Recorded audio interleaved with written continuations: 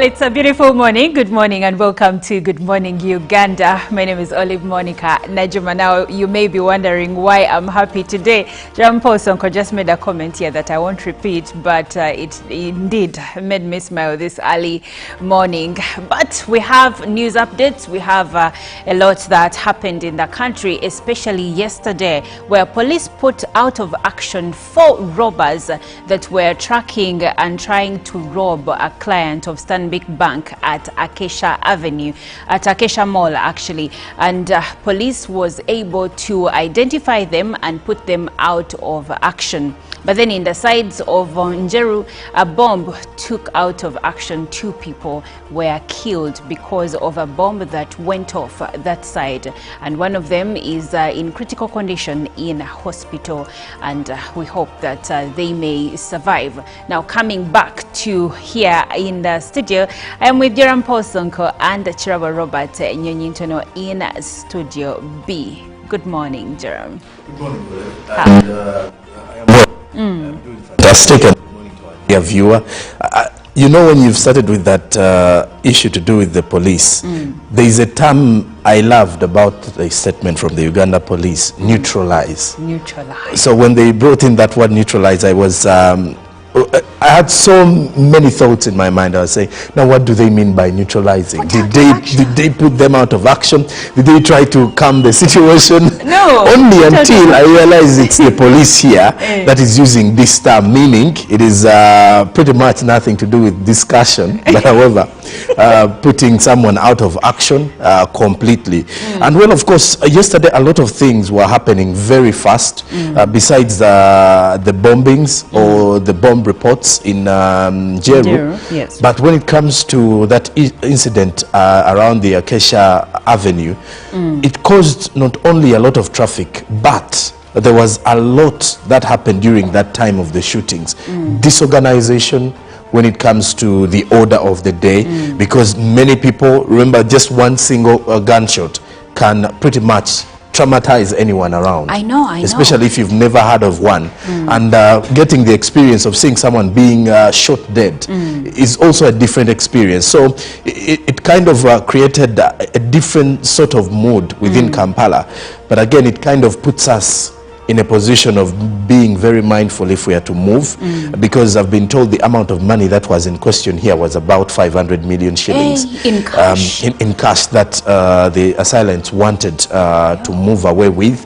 And according to the statement also, it revealed that they had 2 pangas with them, meaning they were willing to shoot, rather to kill or take away the belongings of this person who had gone to withdraw the money. But police is still carrying out the investigations, and they'll be giving us more details. And still on the same, Jerome, police did mention that these people that they killed had been tracking the victim for quite some time. So they knew when, I think they had an idea about maybe the amount of money he had received and when he was going to withdraw that money. Because if someone is tracing you all that long, it shows that they've either been following your financial, decisions or your transactions. They know you so well. Either they have someone who is giving them this intel. So there are lots of things that call for us to be very cautious, especially during these tough economic times. And then also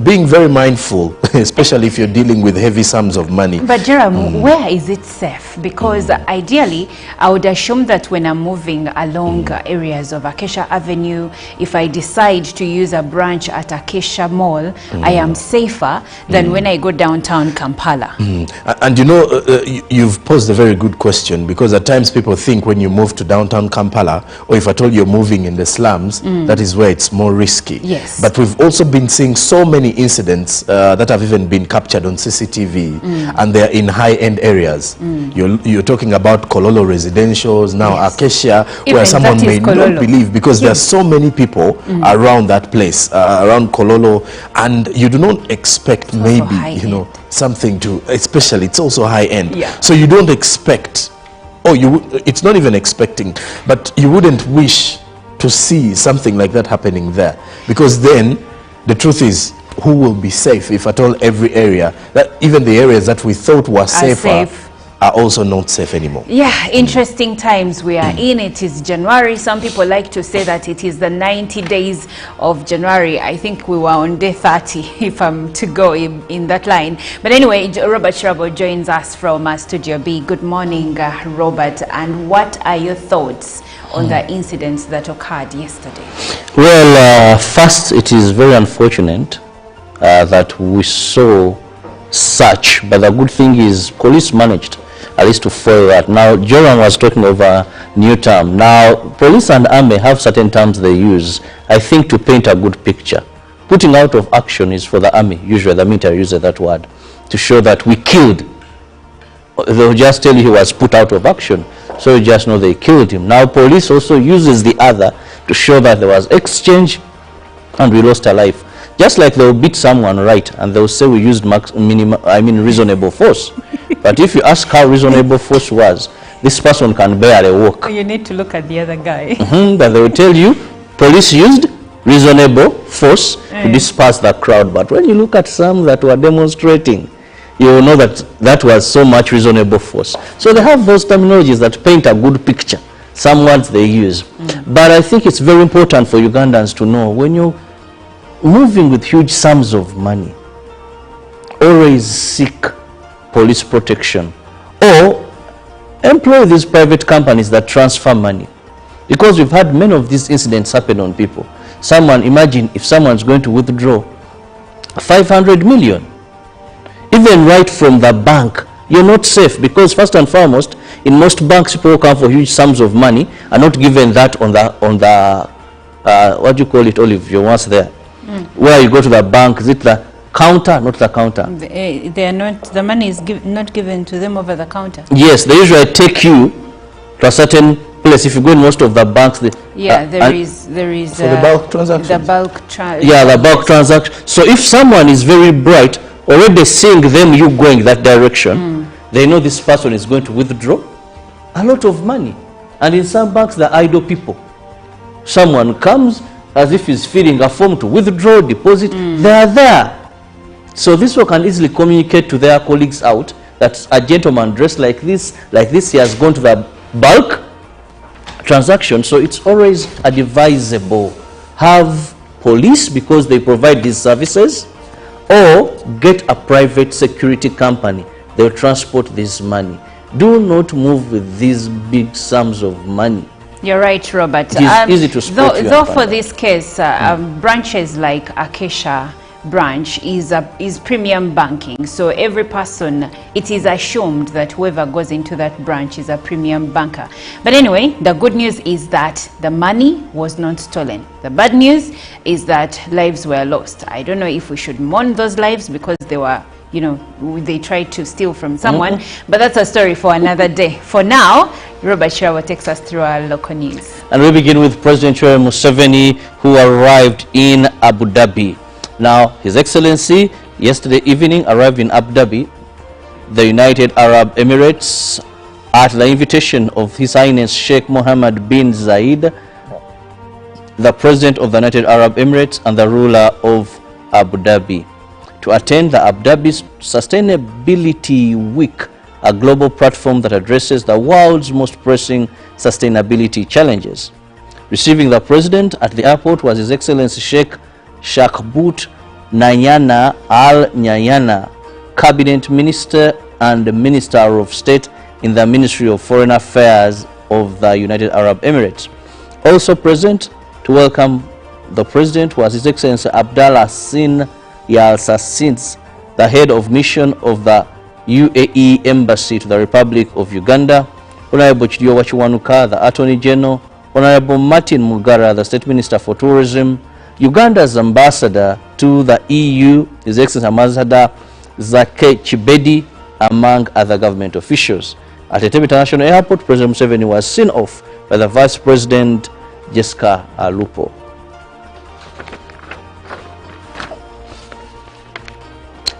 Tragedy struck Triangle Zone of Unjeru Municipality yesterday afternoon when an explosion claimed lives of 2 welders and left another critically injured.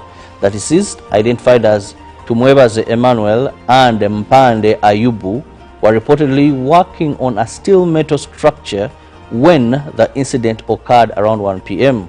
Eyewitnesses recount the horrific scene, describing a loud blast and chaos then ensued as residents rushed to the site.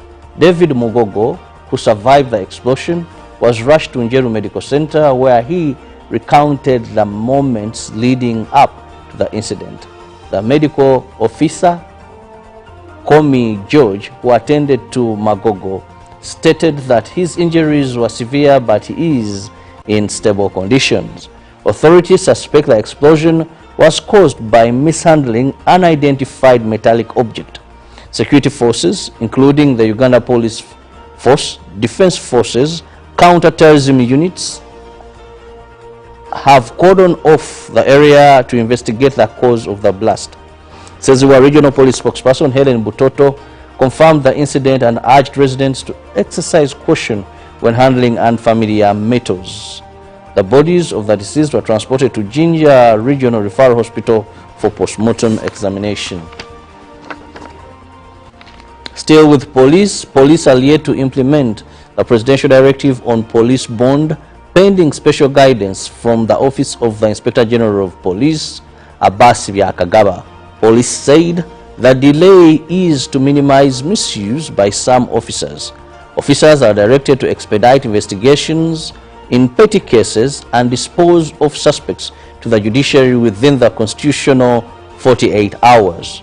In his New Year's address, President Yoweri Kaguta Museveni instructed police not to give police bond to village thieves when the case is ready for trial. This directive attracted mixed reactions from the public. The Office of the Inspector General of Police is drafting special instructions and guidelines to help officers implement the presidential directive. Officers are cautioned not to abuse the directive but seek guidance from superiors. Investigation officers are instructed to expedite investigations within the constitutional 48 hours of detaining a suspect. The presidential directive targeted cases of parish development model beneficiaries. Meanwhile, police in Kawempe are investigating a case of aggravated robbery of mobile money business. It is alleged that on the 10th of January this very year, robbers fired random bullets to scare away bystanders and robbed a mobile money business. Police arrested 5 suspects for interrogation. These are said to have followed coffee cargo from Kasese en route to Mombasa and executed a robbery mission along the way. Now, finally, from the local scene, retired Colonel Dr. Kizza Besigye's case has taken another twist as state introduced a new suspect, a UPDF officer, and new charges against the accused. This was when the case had resumed formation. However, upon the accused appearing in the dock, it was another story to tell by the defense as state amended the charge sheet. Retired Dr. Colonel Kizza Besigye and co-accused Obed Rutale have appeared at the court-martial in Machindye to proceed with their case of unlawful possession of firearms and offenses related to security. When the case resumed, the legal team representing the accused, led by senior counsel Martha Karuha, first expressed concern over the environment in and outside court and the sentence of their fellow lawyer Aaron Kizza, alleging a sign of intimidation of the defense legal team. The concerns were addressed by court. During the proceedings, the case took another twist, and to the surprise of the defense legal team, prosecution asked court to amend the charge sheet by adding another suspect, one Captain Dennis Olay, and adding another charge which was objected by the defense. Court overruled the objection. Although the court allowed Olay to be added on the charge sheet, it was another tug of war and drama in court as Dr. Kizza Besigye declined to take plea on the new charges of offenses related to security, which was read to him. Now moving on to international news, TikTok has called a report that China is considering allowing a sale of the social media company's US operations to Elon Musk, a pure work of fiction. The firm's comments came in response to a report by Bloomberg that Chinese officials are weighing an option that could see its business in America being sold to the world's richest person if the US Supreme Court upholds a ban on the app. Supreme Court justices are due to rule on a law that set a 19th January deadline for TikTok to either sell its US operations or face a ban in the country. TikTok has repeatedly said that it will not sell its US operation. "We can't be expected to comment on pure fiction," a TikTok spokesperson told BBC News. Bloomberg reported, citing people familiar with the matter, that one possible scenario being considered by Chinese officials would see Musk's ex-social media platform take control of TikTok's US operations. Musk is a close ally of the US President-elect Donald Trump, who is set to return to the White House on 20th January. Last month, Trump urged the Supreme Court to delay its decision until he takes office to enable him seek a political resolution. And moving on, a bright comet could be visible in skies across the globe over the coming days for the first time in 160 years. NASA said the future brightness of a comet is notoriously hard to predict, but that comet C2024 G3 Atlas could remain bright enough to be seen by the naked eye. On Monday, the comet was at perihelion, the point at which it is closest to the sun, which influences how bright it appears.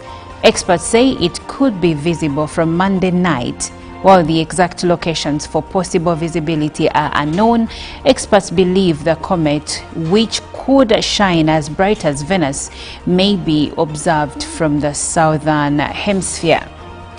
And lastly, at least 16 civilians in Nigeria's northwestern Zamfara state have been killed in a military airstrike, apparently after being mistaken for criminal gangs. Residents told local media the victims were members of local vigilante groups and civilians defending themselves from armed gangs notorious for kidnapping people for ransom. The strikes targeted militant gangs in Zami and Maradun areas, and the state governor, Dauda Lawal, offered his condolences to the community. The military has acknowledged conducting airstrikes, which it said had dealt a decisive blow to bandits terrorizing villages in the area.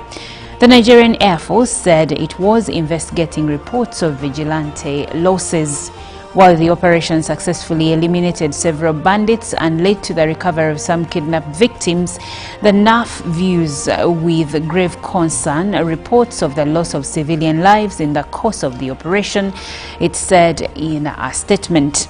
It said an ongoing comprehensive investigation would ascertain the truth of the matter, which would be communicated to inform and reassure the public. Well, now we'll look at the newspapers from Uganda, Kenya and Tanzania. Well, now we turn the focus first on the New Vision that writes, Besigye case UPDF officer has also been charged and the charge sheet amended. Besigye and Lutale declined to take plea again. That report is with the New Vision. Now, policeman resurrected after 3 days in the mortuary. There is a report there as Katongole's moving story is one to look out for today. Now, in the Teen Vision, digital detoxing for teens. Find more of that as well. Now, 6 gangsters killed in failed bank robbery. The report is with the New Vision. Then in Her Vision, how to keep your body fit in 2025 as UNEP completes marking PLE and the results are out soon. Then First Lady cautions graduates against despising jobs. Pictorial of some of the graduates, including Alice Gitar Kutiamukama, celebrating with her children after the conferment of a doctorate of philosophy in antenatal mental health information provision in the China-Uganda Friendship Hospital, Naguru, Uganda. Now, that was also part of the graduation ceremony at Makerere University. Now, looking to the Daily Monitor, Day of Reckoning, says the Daily Monitor. A decision: Uganda's opposition leader Kizza Besigye will learn his fate today when the General Court Martial under Brigadier General Freeman Mugabe returns a string of verdicts on possession of arms and cross-border arrests. And then also inside there is a standoff as Besigye refuses to take plea. UPDF captain introduced as third suspect. Army seeks to add treasury charge. Lawyers poke holes in Besigye's treasury trial. There is also bailing of Aaron Kizza has jailing of Aaron Kizza has intimidated us, says Martha Karua. Now, state responds to defense lawyers. Now, also in the other news, how Mpox ruined Katwe mechanic and left him isolated as well as stigmatized. Then 6 thugs killed in failed Acacia Mall robbery. Then regional female mason excels in male-dominated field. That report is with the Daily Monitor as Makerere University kicks off the graduation. Profiles of PhD graduates, all in today's Daily Monitor. Now, in Kenya, the Daily Nation, drums of war, says the bigger headline. Ruto's silence emboldens culprits. Now, you can see that attack dogs, President William Ruto's close allies have in recent days made strongly worded statements vowing to secure him a second term in office in 2027 by whatever means possible, echoing past reckless declarations by politicians that have plugged the country into post-election turmoil. Now, at the front page is Dadaab Member of Parliament Farah Malin. Then there is also Kapseret Member of Parliament Oscar Sudi. Then Tiati Member of Parliament William Kamket is also at the front page of the Daily Nation. Then the Cabinet Secretary for Mining and Blue Economy Hassan Joho is also there. Now, in the other news, learning paralyzed at Moi University as staff down tools. Then Maria Sarungi, my 4-hour ordeal at hands of abductors. Then health crisis as condoms and ARVs and vaccines run out. That is also with the Daily Nation. Then Trump hires Dassit hero, ex-special air service soldier, saved lives during terror raid. And then minister says he does not care losing his job over his abduction comments. I don't fear the sack, he says. Then lastly, the Citizen from Tanzania, regulatory dilemma. Where are telecom listings on the DSE? The Dar Salaam Stock Exchange only took one company, and it has only done so to date, according to more of that with 8 years after mobile network operators in Tanzania were required to begin listing on the exchange. Then Mbowe calls for unity as Chadema elders and youth wings hold elections. Then in the international disaster, death toll from US wildfires rises amid widespread destruction as a minister orders reproduction of 31,000 flawed national ID cards. Then religious leaders prioritize these issues in drafting Vision 2050. They advise the government as Tanganyika Law Society calls for dialogue ahead of the general election.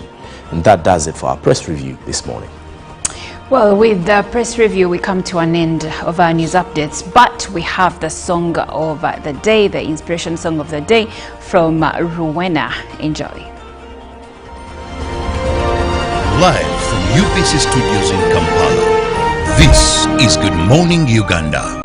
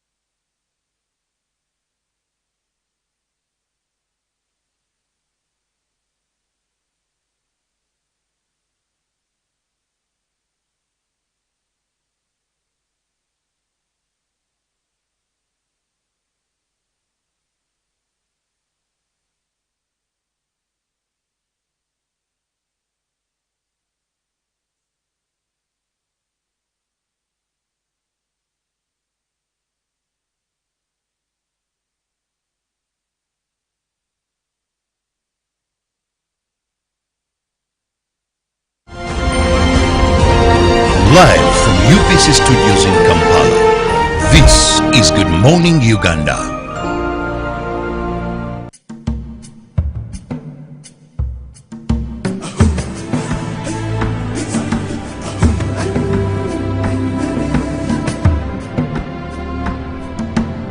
Welcome to Good Morning Uganda, your go-to morning show to kickstart your day with all the latest updates. Let's dive deep into issues that matter most to you. In a world of stories waiting to be told, the headlines are your guide. Navigate the currents of news and knowledge with our daily updates of newspapers. Stay informed, stay empowered. From the roar of the crowd to the thunder of victory, witness the drama unfold with our sports updates. Whether on the field or in the stands, join us as we celebrate the spirit of champions. Rise with Good Morning Uganda, weekdays from 6:30 a.m.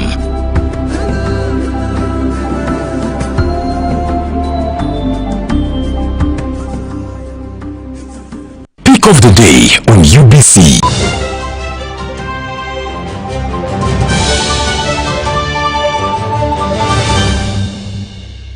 Was brought to you by I'll call you every day, yeah yo, baby dondolo. You can now get all the Chibuzi out with MTN voice bundles. Call all networks Kubei Dondoro. Buy a 25-minute voice bundle for only 1,000 or buy any daily voice bundle of your choice. Dial *100*21# and select daily or use the My MTN app.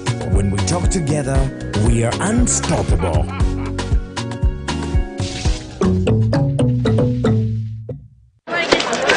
Juko. Yo. Check the shopping, man. What's your secret? Haven't you heard of the parish development model PDM? Yes, I did, but I thought it was just a talk. No, it is real. I and a few friends together formed a circle, accessed money from the PDM, invested in a poultry project, and now things are moving. Juko. I thought I was one of your friends. You are. But you left me behind. I didn't leave you in poverty. What you do, just visit your LC2 chairperson and your parish chief and start the process of economic transformation. Just like that. The parish development model is an initiative from the government of Uganda through the Ministry of Local Government designed to transform all lives of Ugandans for the better. PDM, my parish, my development, my life. In a nation hungry for truth, a world where every story matters, there exists a beacon of trust and reliability. For decades, they've been our voice and our window to the world, holding the mirror of our history. With 4 TV stations and 11 radio channels spanning 27 languages, they stand as guardians of information, defenders of truth. With Mascari Heritage Advantage, they uphold every citizen's right to reliable and free information. Their archived stories shaped our past and illuminate our present. Yet now, as new challenges arise and the world evolves, their mission faces its greatest test yet. Be part of our journey and let's navigate the unknown, uncover the untold, and safeguard our future together. Tune into your public broadcaster, for it is the intersection of trust and truth. Because to UBC, your story, and every voice matters. UBC, inspiring Uganda.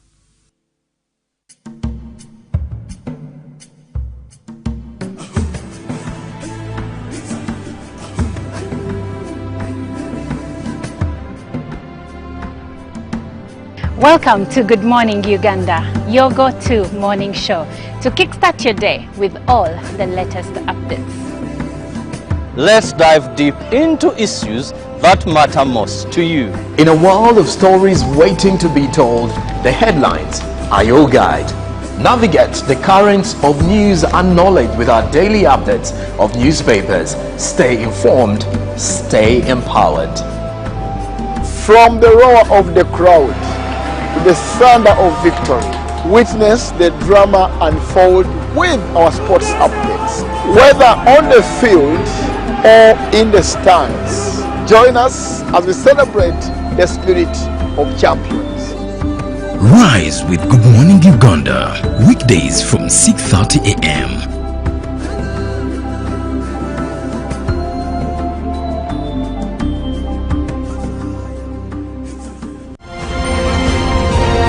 Live from UBC Studios in Kampala, this is Good Morning Uganda.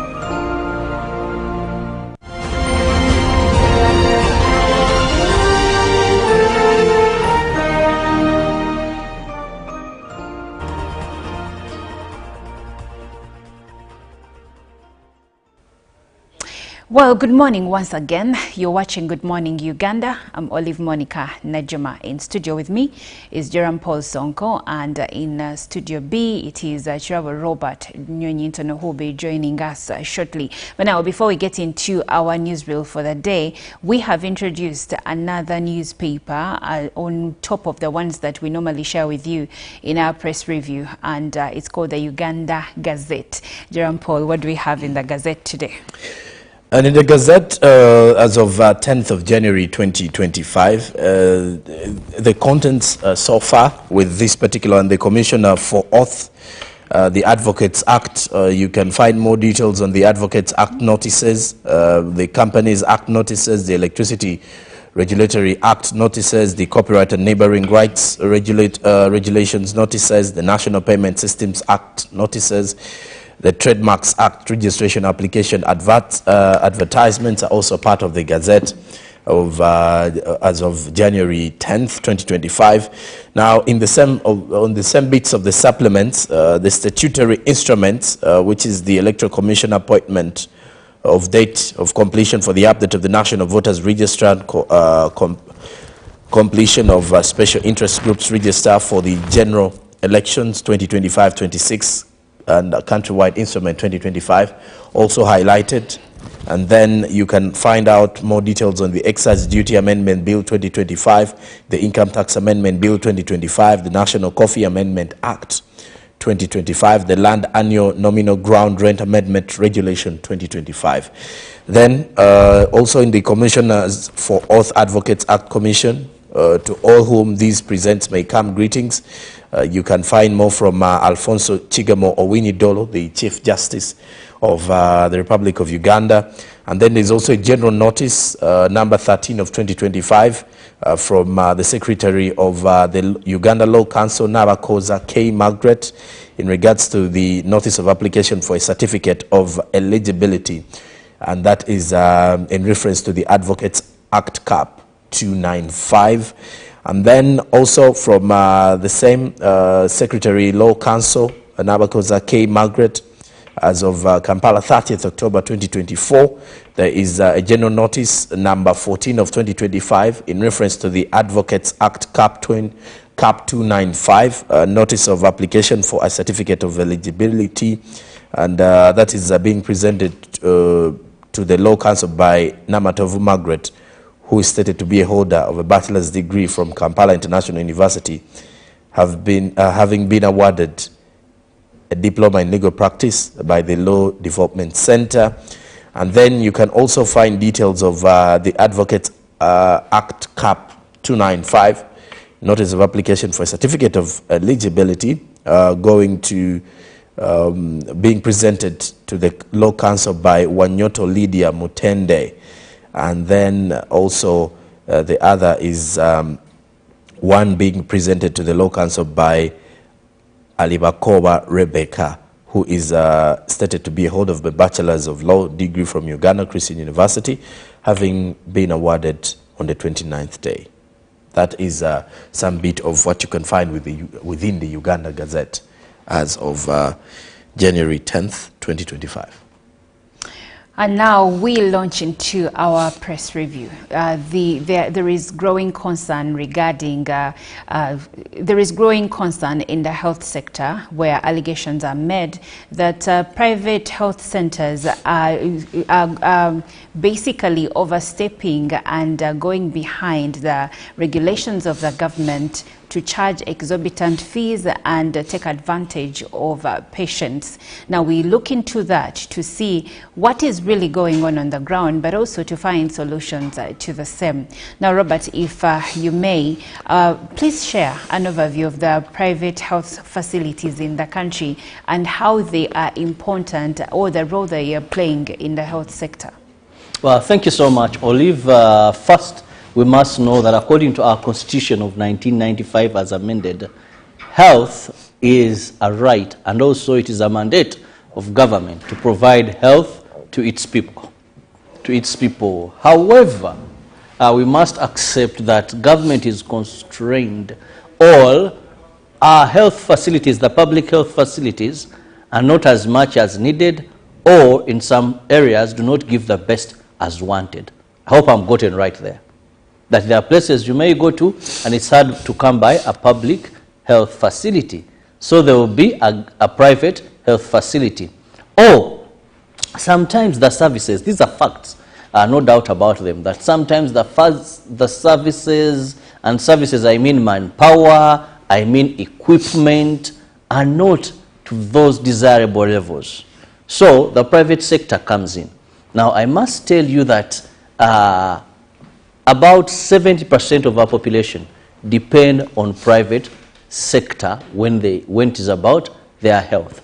So that shows how big the private sector is doing much or contributing to our health facility. Note that the public sector is totally down, or government is totally down, but there are still a number of challenges. Now the issue being raised here, it comes to the charges. And I think when we see government being called upon to step in and further regulate these private health facilities, because remember, both government and private, they are regulated by the Ministry of Health, and they have a particular law that guides them there.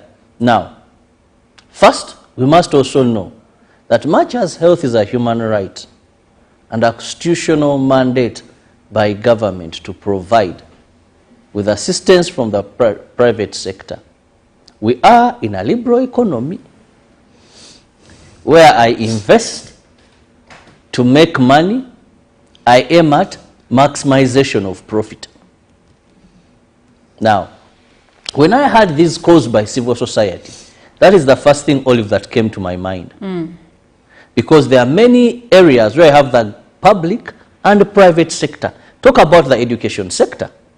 For many times we've said education is a right, education, but you see, when you liberalize, when these key services that government is supposed to provide to people, when we let the private sector come in, our regulation could be on standards.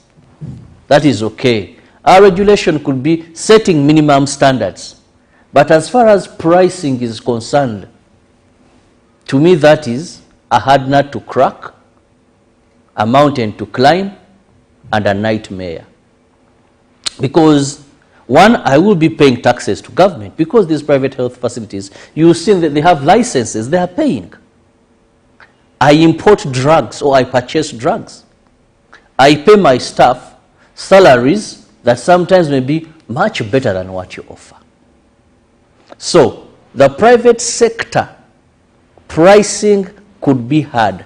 What I think and what I saw the Permanent Secretary Minister of Health, Dr. Diana Atwine, I think it was last week, in some hospital where one of the local artists had died, and they said he died, he was taken to hospital, but died unattended to. And Dr. Diana Atwine pointed out certain issues, saying, if you're working for government,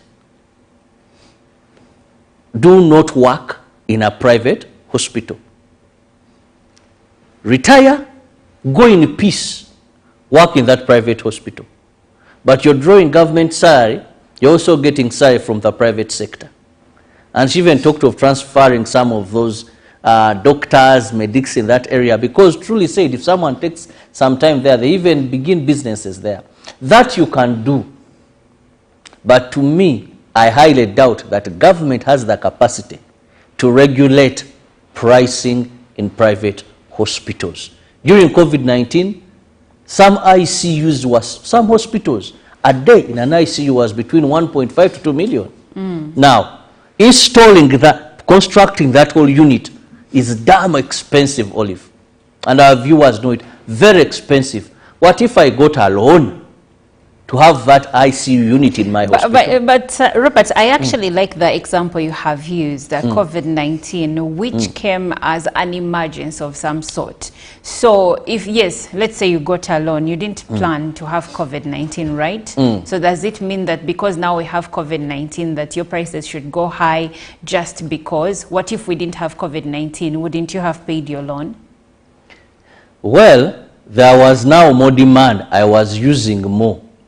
And in business, I'm not sounding inhuman, but I'm now sounding practical as a business person.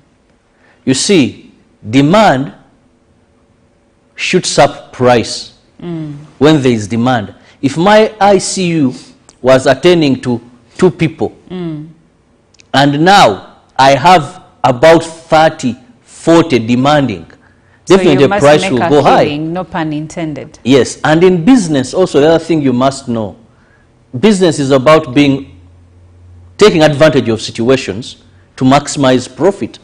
Well, That's why I said some key services, once government gives them to the private sector, it can regulate staffing and standards, but cannot regulate pricing. Okay, thank you, Robert. Now, Jerome, coming back to you, why has the call to regulate private health facilities gained much more urgency? Well, it's gaining because of what people are seeing within the private sector. And of course, this has been a growing trend over the years because of how expensive the cost is. If, for example, you have a patient in hospital. And many people who have been unfortunate and have lost, or who have experienced how hard it is for your patient to survive in hospital if you do not have money, can clearly back this particular move of regulating the private health facilities. Today, it is quite difficult for someone to spend a month in hospital unless when your bank account is having millions or chunks of money. And COVID-19 showed us that even those who think they have chunks of money, at some point it may not be enough. At some point it may not be enough. Now, because with COVID, at times you realize the money wasn't enough, life was important. Yes. But at times there is a moment where you reach and you need the money to keep the life. And now this is where the balance becomes a little bit unfair. Yes. And when you look at where the urgency comes from, is that the level of expenses individuals that take their patients or that get admitted to private facilities have to endure kind of puts us in this big conversation of who really sets the prices for the health practitioner. Jerome, I'll tell you something. It's really tight. I think like a week or 2 ago, I was unwell. I went to the hospital, and when they gave me my bill, I couldn't believe I was paying 350,000 for something I thought would cost me about 150. And you know, even today, many people who go to hospitals no longer spend a lot of time in hospitals. Others even ask to be discharged. Immediately they feel that they have some energy. Why? Because the more time you're spending on that hospital bed, the more charges you're incurring. Is this mainly a case of private hospitals? This is mainly a case of private hospitals. For the public hospitals, the costs are not that high because of the fact that it is public and it's a government owned hospital or facility. So services so are the other subsidized. services that are subsidized, and the other services that you get come with an extra cost. So of course it can be compared to the private hospital, which is entirely you pay for what you're receiving. Yes. Now, when it comes to, for example, Olive, consultation fees in most of these private hospitals, this is where the bigger problem even arises from. Many people will tell you, I went to see a doctor and they charged me 50,000 for about... Is that a general doctor or a specialist? Because I know that the fees are different for general doctors and specialists. And it differs hospital to hospital, Olive. Because this is the funniest thing about the private sector. What this person is selling at, let's say, 100,000 may not be the same amount of money the competitor is selling. So if the consultation fee for, let's say, general doctor in a given hospital A is 50,000, the other may be 80. The prices range. And this is where the issue is. And that's a consultation. Yeah, that is a consultation. Someone will still tell you. And when you have a conversation with some of the doctors in some of these hospitals, they will tell you that is even less of the consultation other countries are charging. Now, which brings us into a conversation of why are we looking at other countries? Why aren't we looking at Uganda? Because now the thing is, Olive, when you're in a pool of work, you will have to relate to how other nations are working, the exposure. I get that, but we also have to look at the GDP of that country. We have to look at the cost of living in that country. There was a conversation that was open online last year during the exhibition, the health exhibition, the health sector exhibition. And someone from the health sector revealed that Ugandans are crying with Chejo, that there are countries where consultation fees is around $50. Now, when it's $50 in the Ugandan context, that is around 180,000 or 170. I still get that, Jerome, but my argument here is if you're in the United States and I am in Uganda, you cannot compare your consultation to mine. Yes. These are totally two different economies. And this is where I'm showing you where the agency is coming from. We are in this situation because the doctors are giving you an example of the cost of living is high, and other nations, let's say our neighboring countries, are charging this much. So they are not putting into the aspect of the economy, the economies at play here. Yes. Theirs is, if these countries are charging this, so meaning what we are charging you of, let's say, $12 in relation to the currencies is less here in Uganda. And when you look at that, because there is failure of effective regulation, simply because of the nature of our private, sector and how the entire economy moves, is at times the government is. You look at how the government is not going to come in directly to say what you're doing is you're overcharging someone because you've already told them the economy is free and fair. If it's free and fair, someone has the chance to charge you according to what they have. And these private entities will tell you why we are charging this much for this particular service. Let's say if you want an ambulance, you're going to pay an extra charge. If it's a level of emergency, to access the ICU, extra charges. If, for example, expectant mothers, it also varies. Many people have even resorted to going to public hospitals, even people with money, because of how much charges. I'll give you an example. Many ladies, pregnant mothers, will go to a private health facility for antenatal. Yes. And then they will go register for birth in a public hospital. Exactly. Because of the less charges they are going to incur. Yes. Even whether you're going through, you're going to give birth through C-section, most of them will prefer going to the public hospital because they know, and once it changes to C-section delivery, it's a whole other different story. In regards to charges. You get the expenses, and this is where the agency is coming from. Okay. So it is entirely about the pricing. The issue is not about because at least one thing you're rest assured in most cases, that when you head to a private hospital, the chances are very high you're going to receive good medical services and attention. And why is that? If you have the money. If you have the money. Now the debate goes back to the public hospitals, that for them, you just have to have luck, because at times, whether you have the money or not and you've not found the medical practitioners on site, chances are you may fail at receiving to get the service that you need. And I think this is where the sentiments of the Permanent Secretary, Ministry of Health, Diana Twine, come into play, where she said, if you work for the government, you cannot work for a private facility. Because let's face it, government facilities have the specialists. They have, I mean, they're called referral hospitals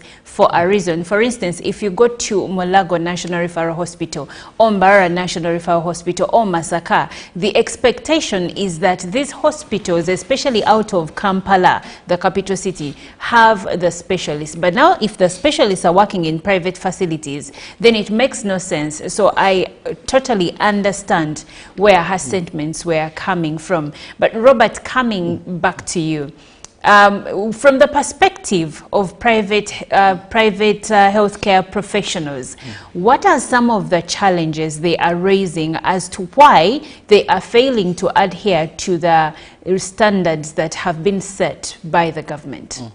Well, I think first, when you talk about standards, private hospitals uphold standards, but the only difference... I mean standards in terms of pricing. In pricing, one. Yes. We've never had standards put by government in terms of pricing. Free market economy. It's a free market economy, because when we look at government of Uganda, we have the Directorate of Health, Governance and Regulation. Now, this is the one, that directorate that is responsible in regulating of private and government facilities. But when it comes to pricing, there has been nothing ever discussed. But from telling these people you're going to offer a service. And remember, you're dealing with life. Now, look at this way. I must say that many people who go to private hospitals, if the public hospitals or the public health systems were better, they wouldn't go there. Why would I pay for with an arm and leg, yet there is somewhere else I can go and get that very service? But why people choose to go to private hospitals, private health facilities, is because the government health facilities are doing bad. And some of these are doing bad because of lack of, would I call it sometimes interest, greed for money, but also lack of supervision. Dr. Diana Twine was in Fort Portal, a regional referral hospital, where the incident I told you of a local musician or artist died unattended to. Now, the ministry, I saw Dr. Mwebesa, the entire ministry went and camped at this hospital to find out. Listen to this, Olive, and our viewer. 8 doctors in this hospital were on study leave. 8 doctors in this hospital were on study leave. So officially, they are deployed at Fort Portal Hospital, Regional Referral Hospital. But also officially, they are on study leave, so the hospital has no medics. A gap of 8. Now, to make matters worse, 2 doctors had disappeared, but were still drawing government salary. Disappeared in what sense? They were no longer turning up at the facility. And no one knew where their whereabouts. But no one knew their whereabouts. But they were drawing government salary. Now, when we talk about private, in a private hospital, Olive, if you are a doctor on call, you must be there. So the doctor is there.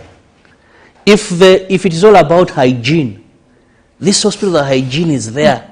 If it's all about nurses, the nurses are there.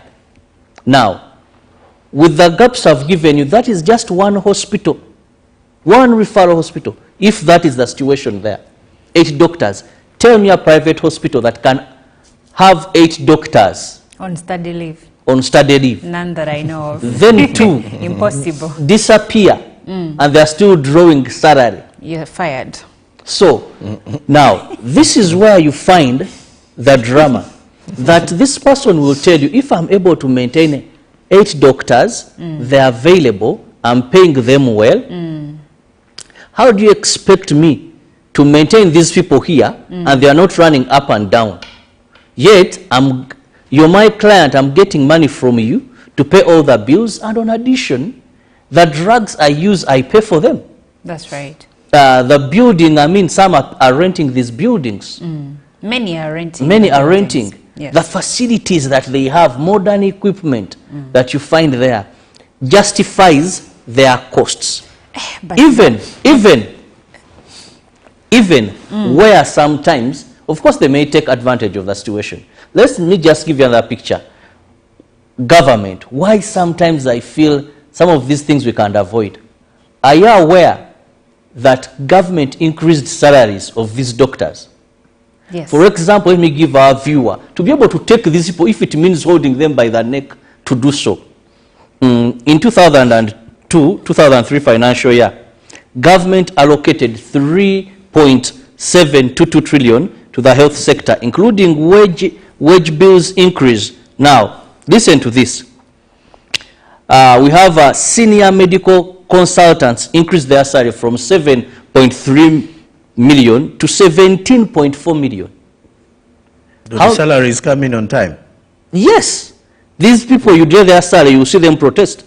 Medical consultants pay were increased from 12 million to, now you look at, yes, we have one who moved from 7.3 to 17.4 million.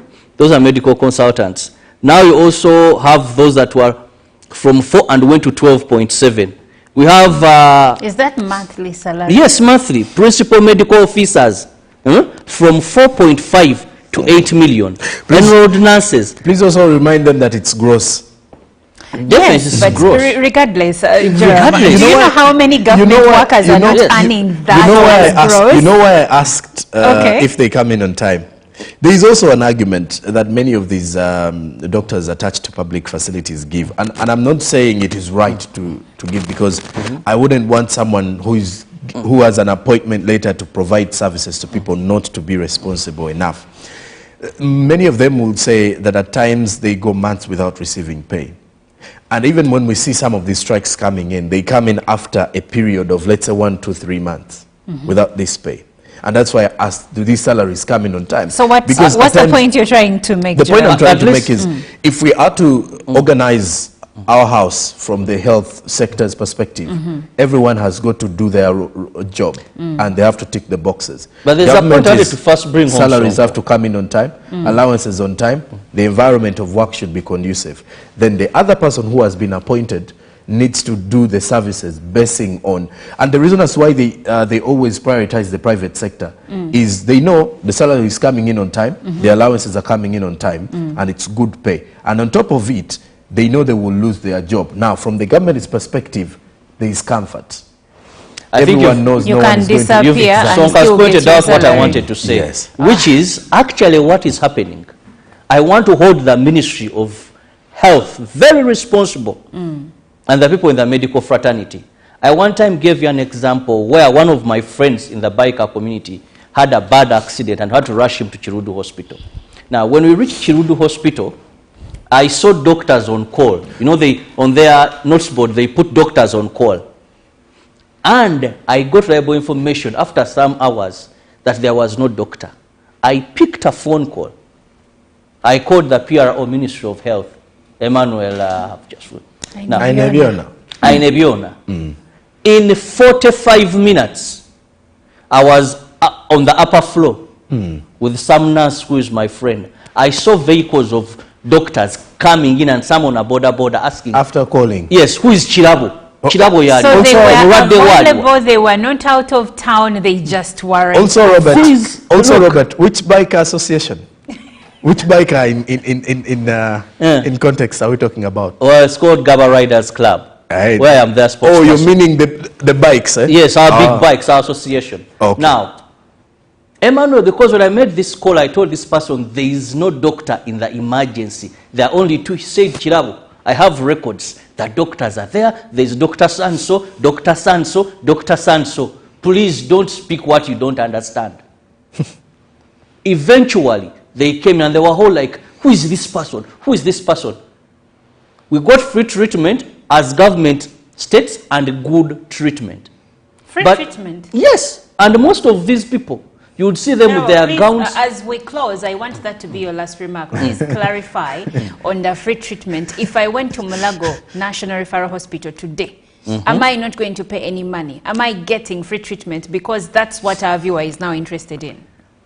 Treatment in government facilities or public facilities is free of charge. Are you sure? You don't pay any money? Unless they're out of stocks, where someone will recommend to you that we don't have this drug, go and get it at a private facility. However, that is also with an however, because some of these will recommend you to their own clinics and maybe may withhold the medication that is available. But I can testify we got free treatment, the operation was freely done, and this person went out of Chirudu without spending a penny, yet they had got top treatment. So government and the doctors themselves, one, this Directorate of Monitoring and Supervision, I want to believe it's sleeping, because I've given you evidence in Fort Potro. How would you tell me 8 doctors on study leave? Well, Trevor, we've run out of time, but thank you so much for your deliberations. But the conversation can also continue online. The hashtag is UBCGMU. We'll take a short break and we'll be right back.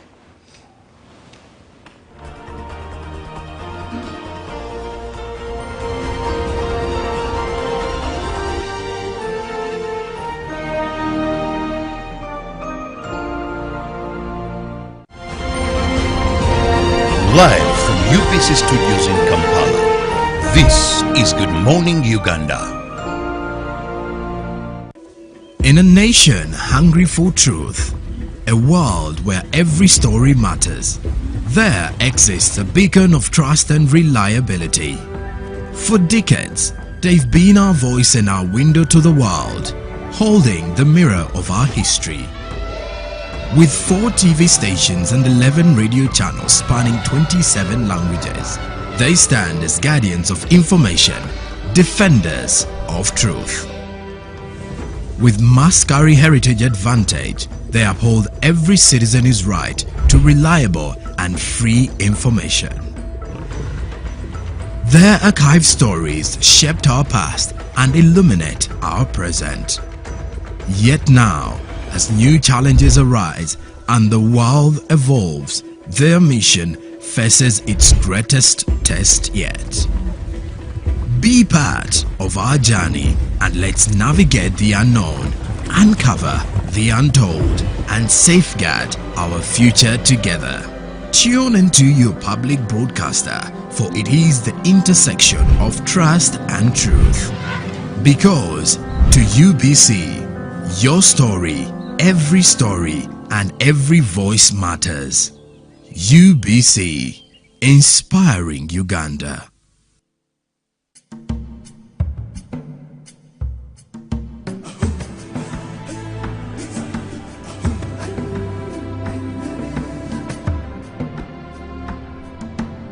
Welcome to Good Morning Uganda, your go-to morning show to kickstart your day with all the latest updates. Let's dive deep into issues that matter most to you. In a world of stories waiting to be told, the headlines are your guide. Navigate the currents of news and knowledge with our daily updates of newspapers. Stay informed, stay empowered. From the roar of the crowd to the thunder of victory, witness the drama unfold with our sports updates. Whether on the field or in the stands, join us as we celebrate the spirit of champions. Rise with Good Morning Uganda, weekdays from 6:30 a.m.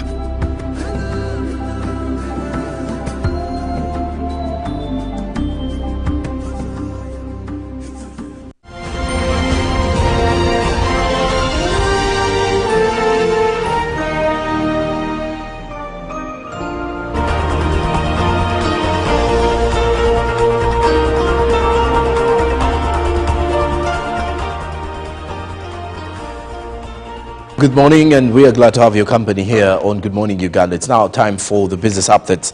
The Uganda National Council for Science and Technology, with support from the East African Commission for Science and Technology, is developing a national bioeconomy policy.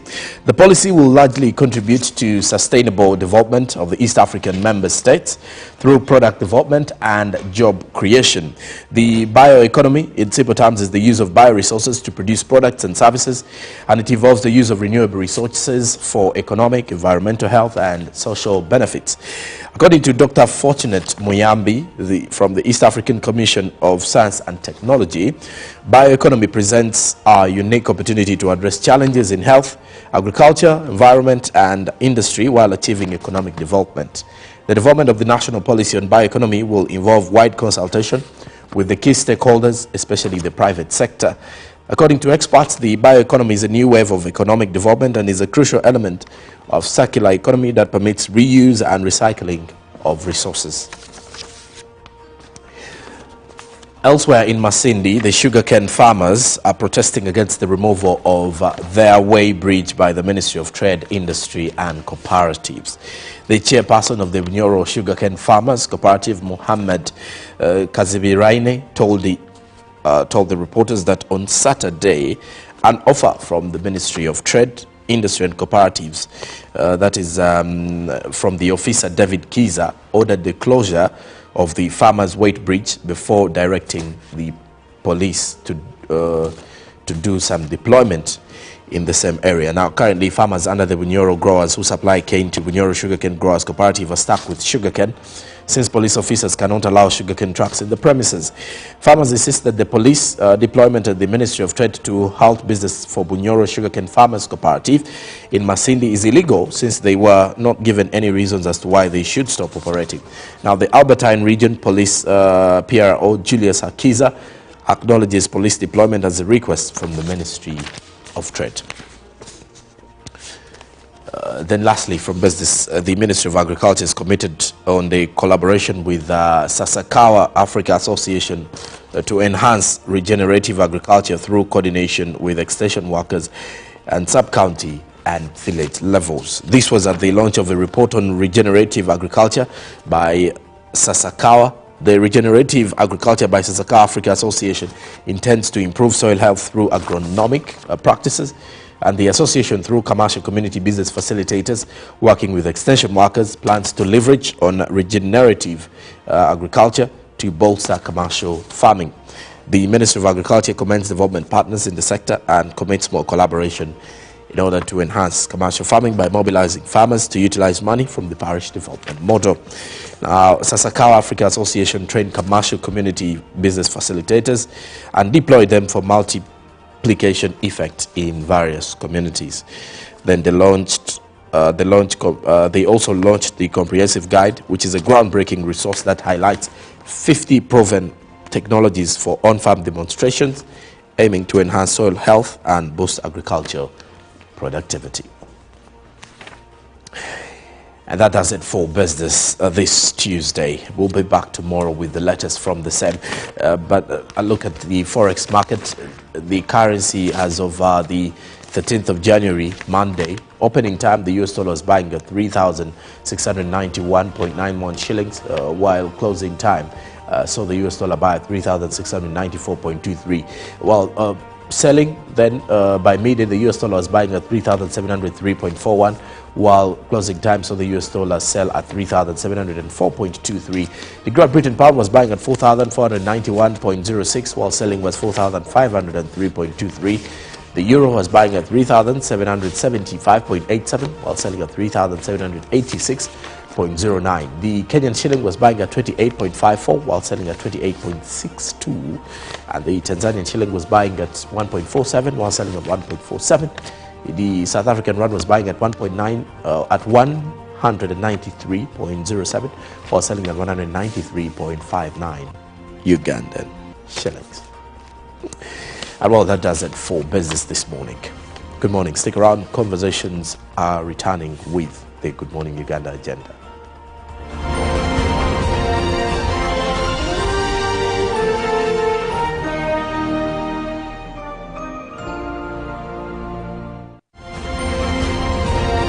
Live from UPC Studios in Kampala, This is Good Morning Uganda. Pick of the day on UBC.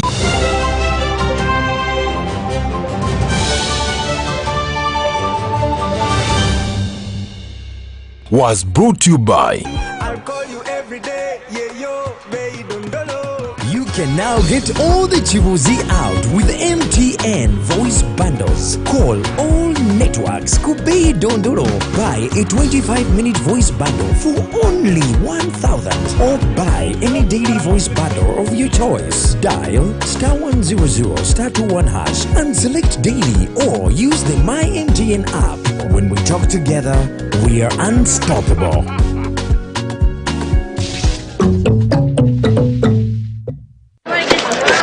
Junko. Yo. What you go? Check the shopping, man. What's your secret? Uganda, haven't you heard of the parish development model PDM? Yes, I did, but I thought it was just a talk. No, Sebatia. It is real. I and a few friends together formed a circle, accessed money from the PDM, invested in a portrait project, and now things are moving. Junko. I thought I was one of your friends. You are. But you left me behind. I didn't leave you in poverty. What you do, just visit your LC2 chairperson and your parish chief and start the process of economic transformation. Just like that. The parish development model is an initiative from the government of Uganda through the Ministry of Local Government designed to transform all lives of Ugandans for the better.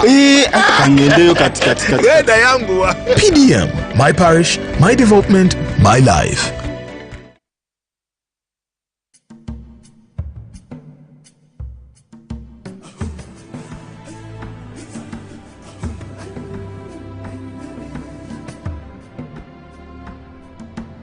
Welcome to Good Morning Uganda, your go-to morning show to kickstart your day with all the latest updates. Let's dive deep into issues that matter most to you. In a world of stories waiting to be told, the headlines are your guide. Navigate the currents of news and knowledge with our daily updates of newspapers. Stay informed, stay empowered. From the roar of the crowd to the thunder of victory, witness the drama unfold with our sports updates. Whether on the field or in the stands, join us as we celebrate the spirit of champions. Rise with Good Morning Uganda, week of our history. With 4 TV stations and 11 radio channels spanning 27 languages.